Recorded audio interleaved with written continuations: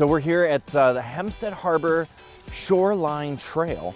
I need your help out here with me today. I need you using all your senses to help me find some wildlife that's out here on this trail. What could be a sign of an animal? What kind of, you could hear a bird? I could hear footprints. I don't know.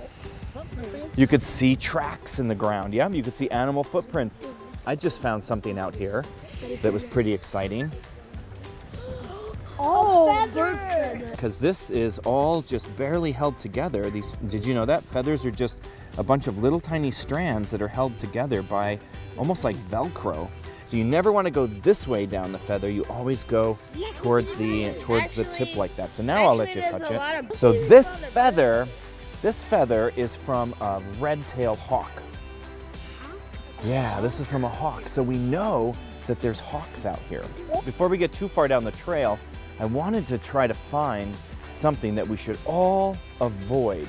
And guess what that is? Oh, I see some. Look at right here. So right here is poison ivy, okay? So what I want you to do is help me look at how many leaves they have. They have 1, 2, 3. 1, 2, 3. 1, 2, 3, like that. 1, 2, 3. So that is poison ivy. That's how you know it's poison ivy. So I always like to say, leaves of 3, let it be. And what if one of them falls off, right? Then it's only 2 leaves. So that's why you want to look around to see. So most of these have 3 leaves on them. And actually the poison ivy grows as a vine. So right now you're seeing it down here. It looks just like the plants growing down here, but it's actually growing as a vine. And if you look over here, it grew up the side of the tree. Do you see the vine? Can you see the vine on the side of the tree? Mushroom right here. There's one up here and there's one over here. So this is, yeah, this is called a shelf mushroom, or a shelf fungus. You should touch it because it's hard like the tree. It's hard like the tree bark? It's hard like the tree. So let's look around on the same tree and let's see if we can find any more. Oh, I found it! Wow! Oh my goodness! So guess what fungus eats for breakfast? It eats dead wood. Yeah, it eats this. So this tree right here is dead and the mushrooms are eating it. Do you know what that's called then if something breaks it down into soil? Decomposing? It's a decomposer, yes. So this is a Norway maple and that's what the leaf looks like. That tree is right around us right here. So who's gonna help me find it? That one. You can see it? Yeah, that one. Yeah, look at that. So that's a Norway maple. So now you've just identified one of the trees that lives out here. Well done, you guys. So I wanted to show you some of the berries around here. So first off, there's this one here, and this one we don't eat. Okay, do you see how it's growing on the stems like that?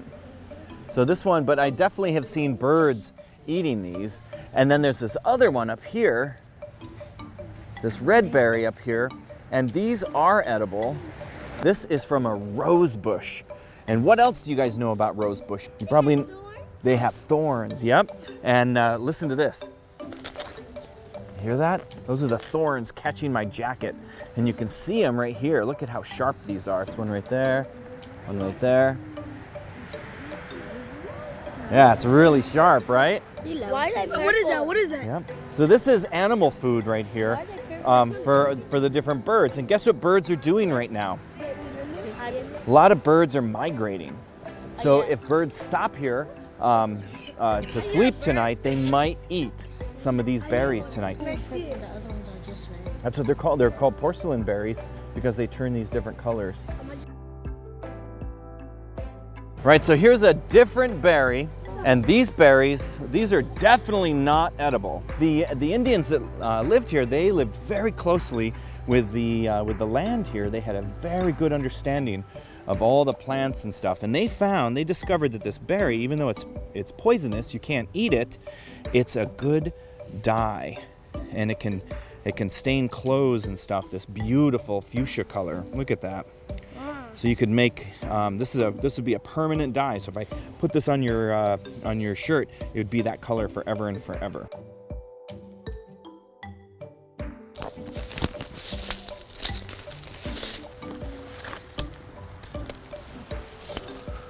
Look at this thing. Oh, it looks So- like a brain. Oh my god.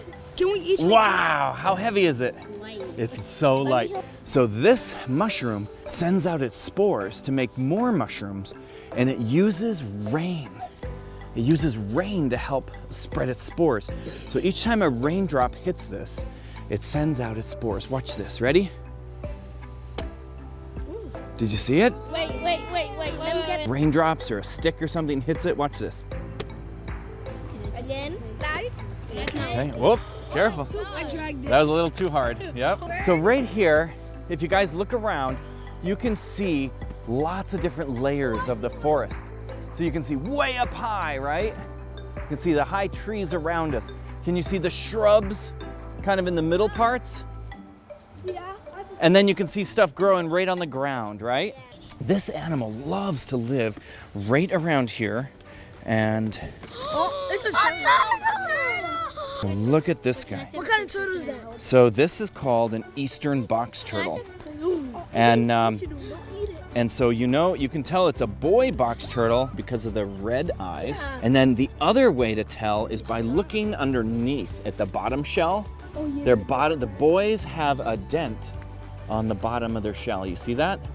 The one thing you never want to do though is you never want to touch a turtle or a tortoise in the face. Yeah, in the face. Yeah, because that's a real quick way to get bitten. The gentlest touch. He could even feel temperature through his shell. So if it's hot He's or so cold, he sensitive. could feel that. Interesting, you have a kind of like a shell on your body. Your fingernail. Can I Your touch fingernail. Do you want to try it? that? Oh my god. Look at you. It's a bat house. Yo, give me A bat house. I said it. And a bat house. A bat house is something you can put up to help attract bats to your area. And why would you want bats living around your Because house? they eat mosquitoes. Yeah, they My eat teacher flying said bugs. Bats are great neighbors. They're great neighbors. And I brought another I know friend that. I with know me it. today I know it already. because whenever you're in a big opening like this, so look around a second. There's an opening here where it's sunny and warm, but then on the sides, look, lots of hiding places. It's a bat. I knew it. I knew it. Look at that. This would be a perfect spot to find a snake or two. So I'm gonna let you pet him. This was so weird. Yep. Well, Just pet him with an open hand. Yep. That feels so nice. I'm gonna take you guys over here to the shoreline, and there is, of course, ocean water there, but you're gonna help me try to find some of the animals that would live out there. Let's see what we can find. You guys ready? All right, let's head over. What about this thing right here? Who wants to collect that one? I found a crab one. What is that? What is that? So this is a horseshoe crab. Look at that. And horseshoe crabs, they have, yep, dead? it's dead. Yep, it's really light. Oh.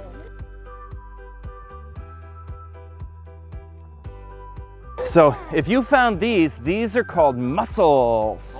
And mussels, you would think it's mussel like this. You guys have mussels? Show me a mussel. But that's not the way you spell it. This one, you ready for this one? This is spelled M-U-S-S-E-L. And so look at, they're held together by these little fibers. You see these little, see all those little strings? Do you see those little strings? Take it off. That's helping them hold together. When the high tide comes back in, it's gonna open up and it's gonna start filter feeding. It's gonna start eating the algae and stuff that lives in the water. All right, so check this out. So if you guys look at the mussels over here, look at how thick they are. Have you guys ever been at the beach during a storm? No. You get big waves crashing up here. And these mussels would help protect the beach to hold it down. And these plants too, these plants help stabilize the beach too. Oh wow, you guys, look at this this pillar over here. Look at, there's a big nest on it. Yeah, it's called an osprey. This was so much fun. I loved it. When I got this one, it had plenty of shells inside of it. Thank you so much, Ranger Powers. Bye! Yeah! Wow! I almost said that. All right, so thank you guys so much for coming here. And just know this park is your park. It's all of our park, okay?